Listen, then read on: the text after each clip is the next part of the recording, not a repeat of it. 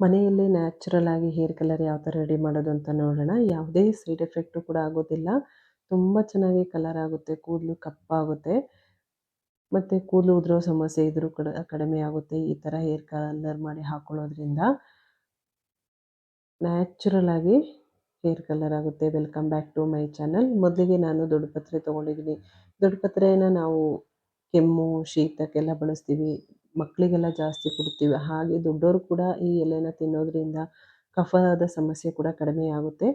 ಹಾಗೆ ಇದನ್ನು ನಾವು ಅಡುಗೆಯಲ್ಲೂ ಕೂಡ ಬಳಸ್ತೀವಿ. ದೊಡ್ಡಪತ್ರೆಯ ತಂಬುಳಿ ಕೂಡ ಮಾಡಿ ತಿಂತೀವಿ. ಇದನ್ನು ತಿನ್ನೋದ್ರಿಂದ ಶೀತ ಸಮಸ್ಯೆ ಕಡಿಮೆ ಆಗುತ್ತೆ, ಕೆಮ್ಮಿನ ಸಮಸ್ಯೆ ಕೂಡ ಕಡಿಮೆ ಆಗುತ್ತೆ. ಇದನ್ನು ಕ್ಲೀನಾಗಿ ತೊಳೆದು ಯೂಸ್ ಮಾಡಬೇಕು. 1 ಹಿಡಿಯಷ್ಟು ದೊಡ್ಡಪತ್ರೆ ಎಲೆಯನ್ನು ತೊಗೊಂಡಿದ್ದೀನಿ. ಅಥವಾ ಕರ್ಪೂರದ ಎಲೆ ಅಂತಲೂ ಕೂಡ ಕರೀತಾರೆ. ಇದನ್ನು ಬಳಸೋದ್ರಿಂದ ಹೇರ್ ಫಾಲಿನ ಸಮಸ್ಯೆ, ಡ್ಯಾಂಡ್ರಫಿನ ಸಮಸ್ಯೆ ಕೂಡ ಕಡಿಮೆ ಆಗುತ್ತೆ. ತಲೆ ಕೂದಲು ಜಾಸ್ತಿ ಉದುರ್ತಾ ಇದ್ದರೂ ಕೂಡ ಕಡಿಮೆ ಆಗುತ್ತೆ. ಅದ್ರ ಜೊತೆಗೆ ನಾನು 4ರಿಂದ 5 ವೀಳ್ಯದೆಲೆ ತೊಗೊಂಡಿದ್ದೀನಿ. ಎಲೆ ಯಾವುದಾದ್ರೂ ತೊಗೋಬೋದು, ಕಪ್ಪುದಾದರೂ ತೊಗೋಬೋದು, ಬಿಳಿ ಎಲೆ ಆದರೂ ಕೂಡ ತೊಗೋಬೋದು. ಈ ಎಲೆನ ಬಳಸೋದ್ರಿಂದನೂ ಅಷ್ಟೇ ನಿಮಗೆ ಕೂದಲು ಉದುರ್ತಾ ಇರೋ ಸಮಸ್ಯೆ ಕೂಡ ಕಡಿಮೆ ಆಗುತ್ತೆ. ಆಮೇಲೆ ಕೂದಲಿನ ಬುಡ ಸ್ಟ್ರಾಂಗ್ ಆಗುತ್ತೆ. ಡ್ಯಾಂಡ್ರಫಿನ ಸಮಸ್ಯೆ ಕೂಡ ಕಡಿಮೆ ಆಗುತ್ತೆ. ಹೆಚ್ಚಿನ ಸಮಸ್ಯೆ ಕೂಡ ಕಡಿಮೆ ಆಗುತ್ತೆ ವೀಳ್ಯದೆಲೆನ ಬಳಸೋದ್ರಿಂದ. ನಾವು ಸಾಮಾನ್ಯವಾಗಿ ದಿನನಿತ್ಯ ಪೂಜೆಗೆಲ್ಲ ಬಳಸ್ತೀವಿ. ಹಾಗೆಯೇ ಇದು ಕೂಡ ಅಷ್ಟೇ, ಕೆಮ್ಮು ಈ ಎಲೆನ ಬಿಸಿ ಮಾಡಿಬಿಟ್ಟು ಅದರ ರಸನ ಹಿಂಡಿಬಿಟ್ಟು ಮಕ್ಳಿಗೆ ಕೊಡೋದ್ರಿಂದನೂ ಕೂಡ ಕಫದ ಸಮಸ್ಯೆ ಕೂಡ ಕಡಿಮೆ ಆಗುತ್ತೆ ವೀಳ್ಯದೆಲೆನ. ಅದ್ರ ಜೊತೆಗೆ ನಾನು ಶಂಖಪುಷ್ಪ ಹೂವನ್ನು ಕೂಡ ಬಳಸ್ತಾ ಇದ್ದೀನಿ. ಶಂಖಪುಷ್ಪ ಹೂವು ಪೂಜೆಗೆ ಎಷ್ಟು ಶ್ರೇಷ್ಠವೋ ಅಷ್ಟೇ ತಲೆ ಕೂದಲು ಕೂಡ ತುಂಬ ಒಳ್ಳೆಯದು. ಇವಾಗ ಹೂವನ್ನು ಕೂಡ ತೊಳೆದ್ಬಿಟ್ಟು ಯೂಸ್ ಮಾಡ್ತಾ ಇದ್ದೀನಿ. ಇದನ್ನೆಲ್ಲನೂ ಚೆನ್ನಾಗಿ ಕುಟ್ಕೋಬೇಕು. ಇಲ್ಲ ಒಂದು ಮಿಕ್ಸಿ ಜಾರಿಗೆ ಹಾಕ್ಕೊಂಡು ಕೂಡ ಸ್ವಲ್ಪ ತರಿಯಾಗಿ ರುಬ್ಬಿಟ್ಟು ಕೂಡ ಯೂಸ್ ಮಾಡ್ಬೋದು.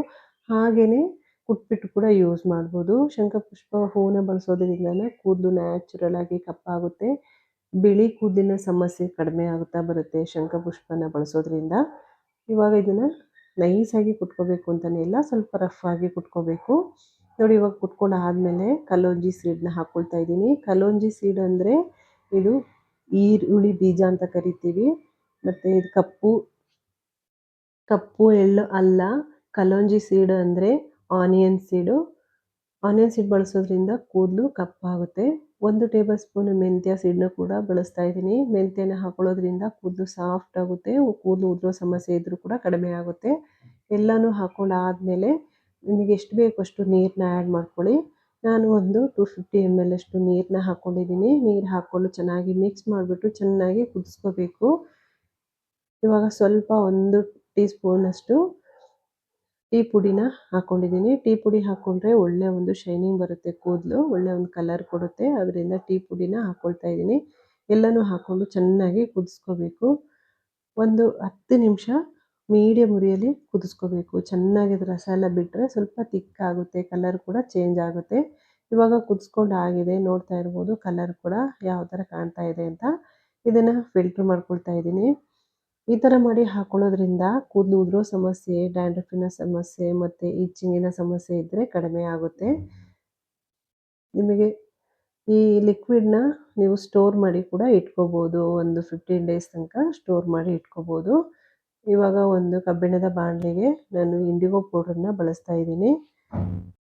ಇಂಡಿಗೋ ಪೌಡ್ರ್ ನಿಮಗೆ ಎಷ್ಟು ಬೇಕು ಅಷ್ಟು ಹಾಕ್ಕೊಳ್ಳಿ. ಆದಷ್ಟು ನ್ಯಾಚುರಲ್ ಆಗಿರುವಂತಹ ಇಂಡಿಗೋ ಪೌಡ್ರನ್ನ ಬಳಸಿ. ಇಂಡಿಗೋ ಪೌಡ್ರು ಒಂದು ಗಿಡದ ಎಲೆ ಅಷ್ಟೇ. ಮತ್ತು ಮೆಹಂದಿ ಪುಡಿನ ಕೂಡ ಹಾಕ್ಕೊಂಡಿದ್ದೀನಿ. ಸ್ವಲ್ಪ ಜಾಸ್ತಿ ಇಂಡಿಗೋ ಪೌಡ್ರನ್ನ ತೊಗೊಂಡಿದ್ದೀನಿ. ಸ್ವಲ್ಪ ಕಡಿಮೆ ಮಾಡಿಕೊಂಡು ಮೆಹಂದಿ ಪುಡಿನ ಹಾಕ್ಕೊಂಡಿದ್ದೀನಿ. ಮತ್ತು 1 ಟೇಬಲ್ ಸ್ಪೂನಷ್ಟು ಕೆಂಪು ದಾಸವಾಳದ ಪುಡಿನ ಕೂಡ ಆ್ಯಡ್ ಮಾಡ್ಕೊಂಡಿದ್ದೀನಿ. ಇವು ಮೂರನ್ನು ಕೂಡ ಚೆನ್ನಾಗಿ ಮಿಕ್ಸ್ ಮಾಡ್ಕೋಬೇಕು.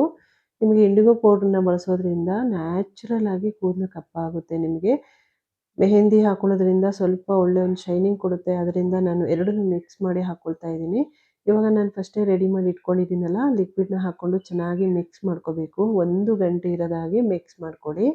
ತುಂಬ ಚೆನ್ನಾಗಿ ಕಲರ್ ಆಗುತ್ತೆ ಮತ್ತು ಕೂದಲು ಸಾಫ್ಟ್ ಆಗುತ್ತೆ. ಈ ಥರ ಮಾಡಿ ಹಾಕ್ಕೊಳ್ಳೋದ್ರಿಂದ ನೀಟಾಗಿ ಮಿಕ್ಸ್ ಮಾಡ್ಕೋಬೇಕು, ಗಂಟು ಇರಬಾರ್ದು. ಮತ್ತು ಸ್ವಲ್ಪ ತೆಳುವಾಗಿ ಕಲಿಸ್ಕೊಳ್ಳಿ. ತುಂಬ ಗಟ್ಟಿಯಾಗಿದ್ದರೆ ನಿಮಗೆ ಕೂದಲಿಗೆ ಅಪ್ಲೈ ಮಾಡ್ಕೊಳ್ಳೋದು ಕಷ್ಟ ಆಗುತ್ತೆ.